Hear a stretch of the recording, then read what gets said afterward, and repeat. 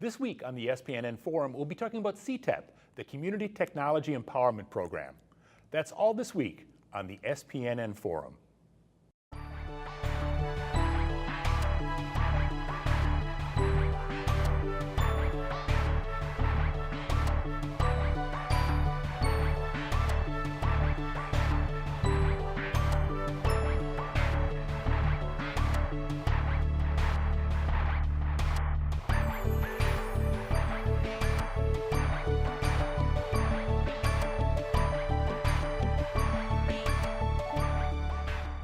Welcome to the SPNN Forum. I'm John Forde. Today we're going to talk about CTEP, the Community Technology Empowerment Program. With me is Program Director Joel Krogstad and two volunteers, Manee Thao and Corrin Turkowitch.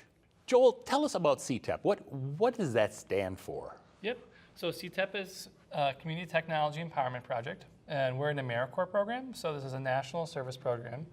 We have 35 Americorps members that are serving all across the Twin Cities metro area, all teaching technology literacy skills for social, civic, and economic empowerment.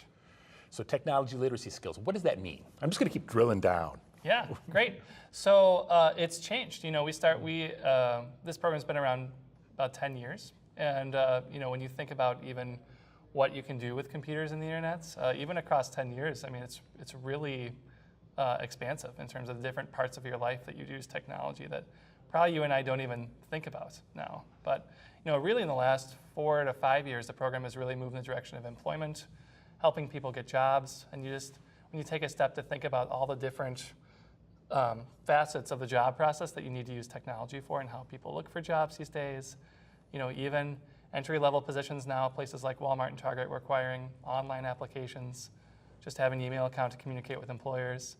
Things that you and I might kind of take for granted for just how our society works these days. But you know, for all the positions, we have a focus on working either with lower income families who may not have a computer in the home.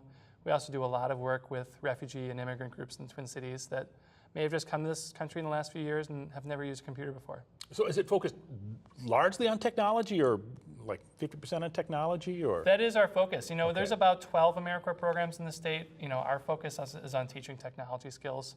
There's other Americorps programs that have focused more on teaching reading skills, math skills, Okay. things like that. And is there an age bracket, or is it people who just have not had access to the development? Like you say, people who've moved here? For the people we're serving or the Americorps members? No, the people you're serving, yeah. Yeah. I mean, it's all across the board. I'd say 2/3 of our sites are focusing with adults. So our two members here today, Corrin and Manee, they work mostly with adults at their sites. But we have about 1/3 of our sites that's working mostly with youth, and that's mostly high school-aged youth. And you'd kind of think that youth maybe grew up natively knowing these skills, and that's true to some degree. But actually, for most of those youth positions, we're teaching more creative technologies, things like media production, website design, music production, things like that. How to use your phone kind of thing? Yeah, like how to write an email. I mean, that'd be something that you'd think is kind of basic for you and I, but I mean, most youth these days are not writing emails to each other; they're texting. So that's kind of its own skill set of how do you write a professional email to an employer. So that's the kind of skill you could teach a youth. So I want to talk about the partners that you have, as well as the clients you have, and then the people who work for you. Yeah, right. So we're going to abandon you for a couple more minutes here, but tell me about the partners. Yep. Yeah, so that's another thing that makes our Americorps program unique. You know, most Americorps members in the state are placed in schools, again, mostly teaching early childhood literacy, math skills. For our program, we place members mostly in nonprofits, libraries, museums. So we tend to get a lot of members that are interested in that as kind of a career sector that they'd like to go forward in the future. So our biggest partner is St. Paul Public Library. We have 6 members in that system all across the city. And this could be a good time for the members to jump in. Do you want to share a few words about kind of where you're serving and what kind of work you're doing? Yeah, I've been serving for 2 years, and I've served at 2 different sites. I've started at Emerge Community Development in North Minneapolis, and then sort of moved on, and now I'm currently at Hmong American Partnership in St. Paul. All right, so I've also done 2 years of CTEP, and I've stayed with one site because I really love that site. It's called Hub Center for Lifelong Learning, and it is generally a adult basic education institute. Did you provide your two best people, the two most experienced people, because they love it so much? Do you each re-up for a year? Is that how you got 2 years? It's a one-year cycle, right? Correct. Okay, and is there a limit of 2, or are they coming back for a third? You could do more than 2, but you know, a big benefit of doing Americorps is at the end of the year you get an education award of almost $6,000. So you can get that up to 2 times in your lifetime. So most people wouldn't do it third after time. 2 because there wouldn't be the financial incentive for it. Near the end of our half hour today, we'll talk about the fall recruiting season to get people to come in and what the benefits are and what the expectations are. And the skills. Yeah.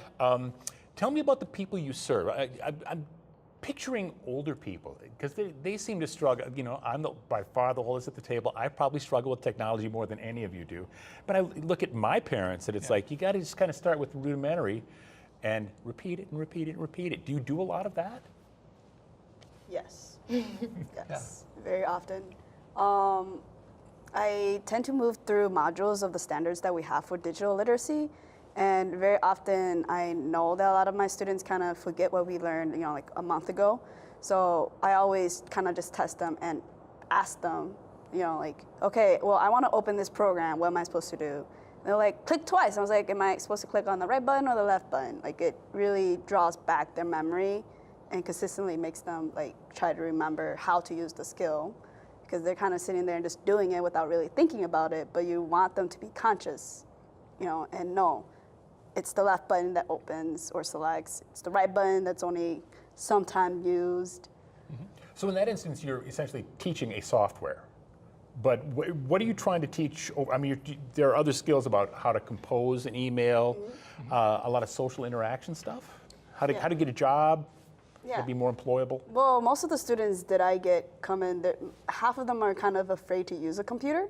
So you kind of want to build them up to writing an email. And then part of like, you know, teaching them how to formulate or, you know, format an email is kind of teaching them the difference between a text message and an email. Because a lot of times I get an email that seems like it was supposed to be a text message.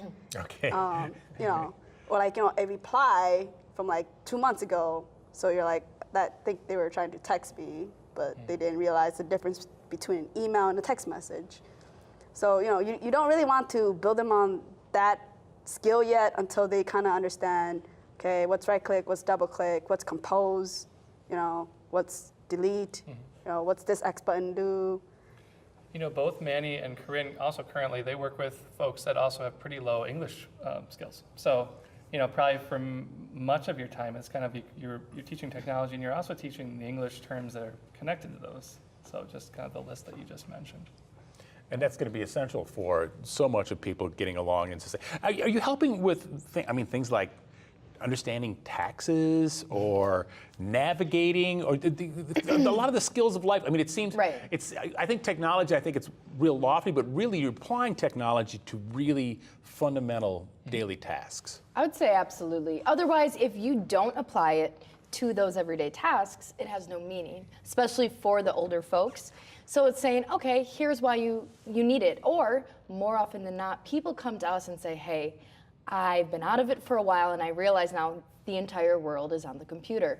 I'm afraid of it. I don't want my identity stolen, but banking, taxes, all of these things is on this device. So like Manee was saying, half of our job is building up the confidence to push a button and know that you're not going to blow it up. So it's working with folks at the pace that they're comfortable with, and honestly, I think it's mostly patience.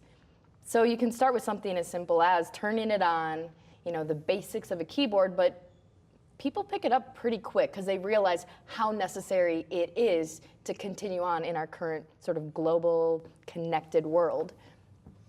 Are you seeing that you're teaching individuals, or are you actually teaching like families where you kind of figure out there's one person who's going to leverage and teach everybody else in the family? There's one kind of anchor person like that, or you just basically seeing individuals come in?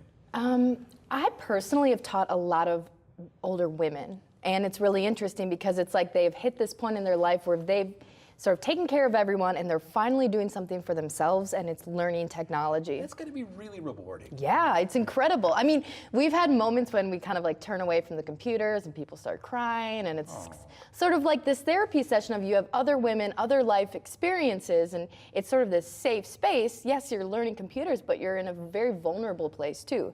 So I found it really rewarding, and I love teaching technology skills, especially to the people who sort of get left out when people think technology.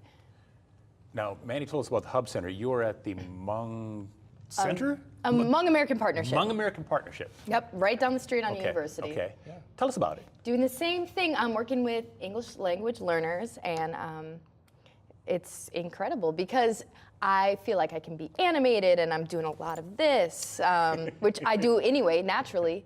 So it's just, again, it's patience and meeting students where they're at and saying, you know what, you have your whole life of experience, and just because you don't know a computer doesn't mean you're any, less worthy. So let's work together and have fun, mostly. And you've been doing it 1 year there and 1 year previously somewhere else? I've been serving at Hmong American Partnership for the summer, and then all my other months. Okay. So it's a briefer tenure there. Yeah, it's a summer. It's a small summer experience, and it's perfect. Okay. Tell us about the previous ones. So I worked at Emerge Community Development in North Minneapolis, and that is primarily a workforce development center, and the focus is on second chance employment. So folks who have gone through the system and have a difficulty attaining employment because that sort of, are you a felon? Check. Yeah. The focus was on resume writing and some of that professional development work, and we sort of just got thrown into it, and I didn't realize, wow, writing a resume. And so some days I'd sit with folks and we just pop out, 10, 20 resumes a day. But just working on those skills that, again, I take for granted, and then you slow it down and realize the importance. Joel, where does the money to fund this come from? Mostly the federal government. I'd say about 2/3 of the money comes from a large federal grant that we get and have to reapply for every 3 years. Is it called CTEP? What's it called? That's the name of the project. Okay. So That's the grant project. Yep. So it's a federal project, federal program. Is it in all 50 states? Yeah, so Americorps, and this is it's called the Corporation for National and Community Service, so they administer Americorps grants all over the country. So there's about 12 grants in Minnesota, so we're one of 12. Yeah, and then the other third of the money comes actually from the partner sites themselves where we place the members. So each of our partner sites are paying about $7,000 per year to host a member at their site. And CTEP is about 12 or 13 years old? 2004. Okay. Yeah. How did it start? Yeah. So there's a woman, Catherine Satani, and she was doing some pretty interesting video projects with youth, mostly at rec centers in Minneapolis, and was kind of getting to know the lay of the land of kind of who was doing technology literacy programming around the Twin Cities. And she actually started convening meetings with these organizations to kind of share ideas and what are you doing with youth with technology and what are you doing with youth technology. And kind of a clear need that came out of those meetings that there were a lot of these partners and they maybe have this brand spanking new computer lab, glistening, and there's just like zero programming happening in that lab. If you think about a rec center or something, there's someone managing the rec center and they have too many responsibilities to actually try to do something meaningful with the lab. So there was kind of this personnel problem that we don't have enough money to maybe hire full-time staff. So it's just kind of this underutilized resource. Same thing with libraries. You'll walk into a library and there might be these great banks of computers, but before the CTEP program, the libraries really don't have a lot of capacity to really sit down and teach classes with a group of people, or work with an individual person to help get their GED. Which, by the way, you can only get online now. You can't take the GED test by paper anymore. So actually, for a lot of the individuals that Manee and Corrin work with currently, actually getting like a GED is a huge goal. So you could know the subject matter for that, but if you don't know the computer skills, you're not going to get a high school diploma anymore. So someone going into a library, a certain type of person can navigate the system themselves, and another person, kind of like Manee was alluding to, there's real trepidation around technology to even the point where, if I touch the keyboard, it's going to break the machine, and so that's really where having someone to kind of be a navigator through that, to help one kind of allay someone through those concerns and really come out with a a meaningful life goal attained. So is what you're really doing, both of you, teaching? Does it feel like teaching? Oh, yeah. Is it closer to tutoring? No. It's okay because it's public in that sense? Yeah. Yeah. I actually have a classroom and they do sign up for it. They do show up. We do go over what they're going to learn throughout the semester or the year. So it is an actual classroom. And I think it's very helpful because then they feel that it is, like there's other people, and they're not the only one. And teacher's always going to be here at this time. So, there's less fear because they're like, oh, it's a class that will teach me and I'm not being left out. I don't, I'm not the weird one for looking for someone to teach me computer. It's something that, the site or, my school is providing for me, It's school. Yeah. Yeah. Like when I hear students on the phone, they're like, oh, gotta call you back, I'm at school. And that's that reassurance, like, oh yeah, this is school. So there's essentially a teaching cycle. You start at the beginning and you get them to a point and they move on? Is that correct? More or less.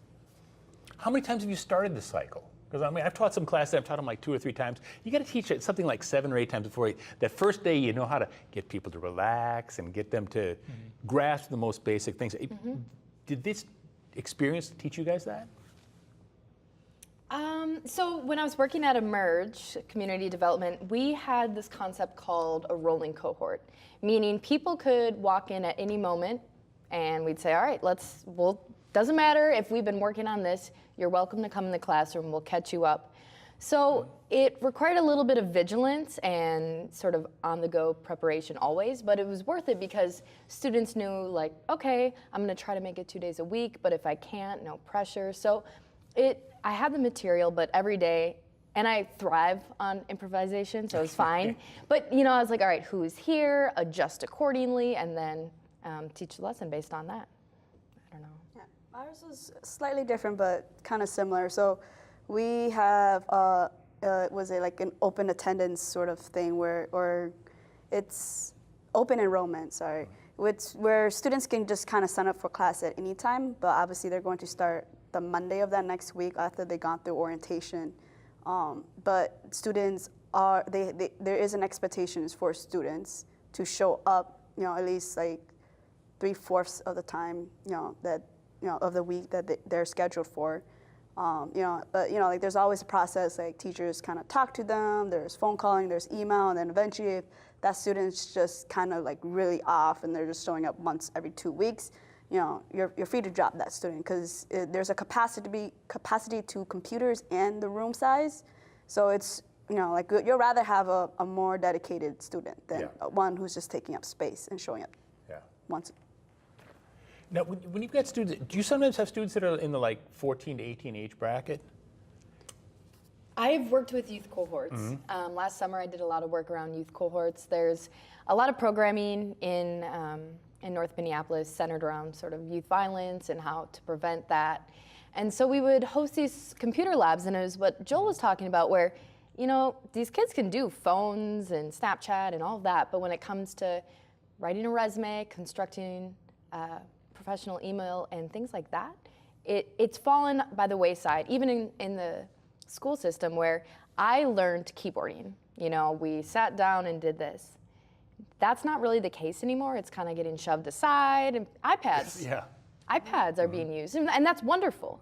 But that basic, muscle memory of typing has sort of almost already been eliminated too. So yes, I've done some. How much is what you're doing a supplement to the schools? I mean, it seems like the schools should be doing this, and when you're in the let's just step in it. Sure, why not? Is it remedial? It's just some kids don't get it the first pass at school? Oh, yeah, maybe. And most of the youth work I've done has been in the summer, so it could just be that. I think it's a good, and that professional development. I don't know how much work of that is being done in the schools at that age group either. So, not quite sure. Okay. And I'll just mention, Manee's position actually is with the school system, St. Paul Public Schools, but it's the adult basic education wing. Okay. So working with individuals, may be just recently out of high school even, that are kind of going on for supplemental instruction. Let's talk a little bit about what it's actually like for the volunteers, because we'll work towards that at the end here. Is it evening hours, daytime hours? Is there a mix? Definitely depends on which site and the needs. When I first started my first year, it was really early in the morning. They're like, yeah, your class starts at 8:15 in the morning. Doors open at 7:30. So I'm just like, what? You know, like it's Minnesota winter and everything too. My car was dying. I'm just like, you know, and then as it's gone by, and I think it's something that I kind of push to is afternoon is very popular for everyone, but evening has literally no computer classes. So we've kind of done it where I've been teaching from morning to like 4 p.m. or 5 p.m.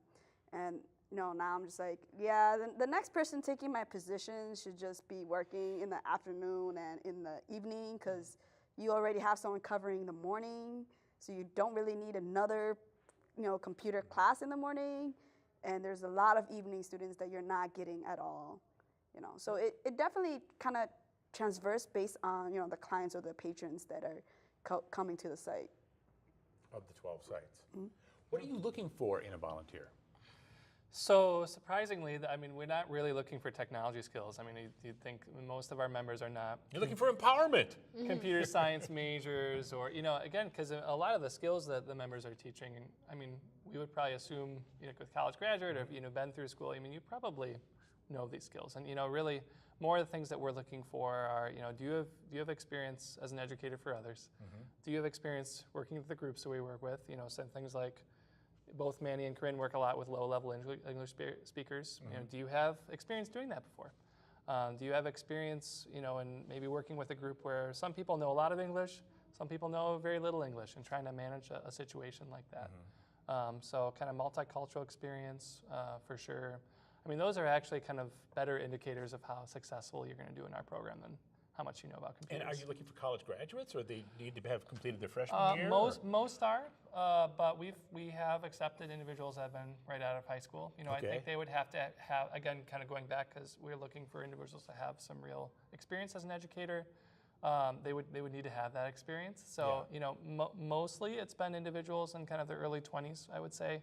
Maybe this is kind of their first job, you know, right after getting that college degree.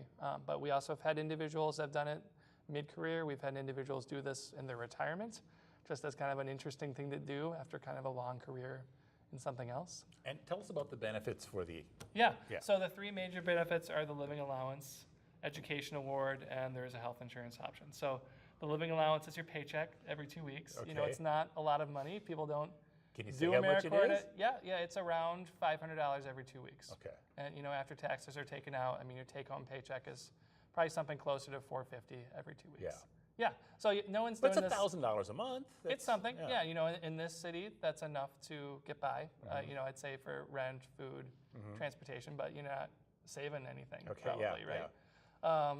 But really, I mean, most of the Americorps members, I mean, you're not doing it for the money. You're doing it to get professional experience. You're doing it to serve in the community.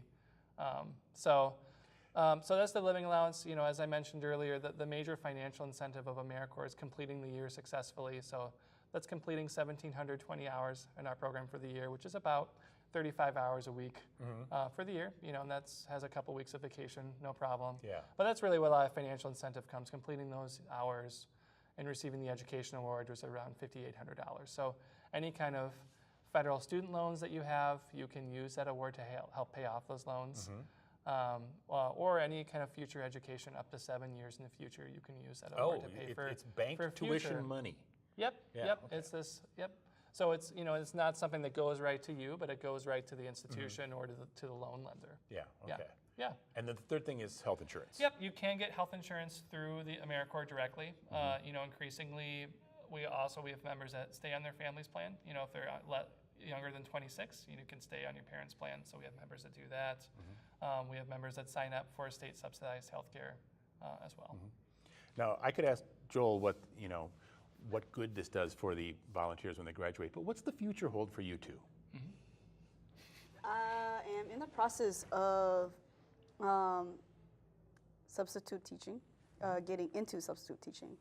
I already have my sub license for 2 years. It's just, you know, getting into the agency and then kind of just getting the jobs. my future career goal is actually to teach in adult education. Kind of have to go back and get my license, go through the master's. But coming into into the CTEP program or project, that was already sort of my goal, was to eventually go into my master's and get that adult education. But it was kind of also like a break, like, let's do this and see if that's actually the career goal you want. See if you can actually do this and work with adults every day and be able to teach them and benefit their life. And well, here I am 2 years later. You like what you're doing now because it sounds like you're planning on keeping doing it. Yeah. Americorps is a great way to just kind of test the leaning. There's so many of these graduate. There's so much money in school. And you can spend thousands of dollars on something to figure out, actually, I'm not really interested in doing that. So Americorps, you can do this for a year, 2 years, and in Manee's case, well, like, adult basic education, that really is what I want to do. And now I feel really confident going the next step to grad school. Yeah, great. My path is a winding one. I remember I was living on a sheep dairy farm when I applied for this. And so I'm gathering experiences. So, this 2 years serving, it was actually the most rooted I've been in a while. My ultimate end goal is to be a professor. I studied geography, and so I'll get there eventually. The next near future, I'm working the state fair. And then I don't know. So, but I'm confident that I'll be able to do it, because there's a certain adaptability that has come along with being able to sustain myself on a minimal paycheck and being able to sort of take care of myself and get to know the city. Because I moved here, I'm not from Minneapolis, so this also allowed me to come and get to know the city in a really wonderful way and meet really, really cool people. So we'll see. Joel, tell us specifically how people apply. Yeah, so there's an application process. So you could go to spnn.org, so St. Paul Neighborhood Network, that's the parent organization of CTEP. And there's an online application that you can complete. And you can actually use that application to apply to multiple Americorps programs, so not just ours. So that application comes to us, we review it. There's a whole interview process and placement process with the sites where you kind of go on to a second round and actually interview with the individuals that would be your site supervisors. So we do have one position remaining for this fall. It's been filling up very quickly, but there is just one left. Yeah. So it is still possible to join the program for this fall. Although, every year we're looking for, filling 35 positions every fall. And the other thing, we're also always looking for host sites that want to place members. So, we have That's what we should be pitching. Whole nother process that starts around December. If you're listening and you're at a nonprofit and you're hearing this, like, wow, I think this might be a great service to have at our organization. You can also reach out to me. And, sites have to reapply every year to host a member. So we have always every year about 3 or 4 new organizations that we start partnerships with. So wonderful. Yeah.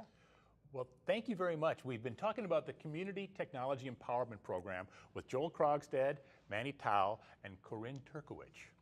Thanks for being here. We'll see you next time.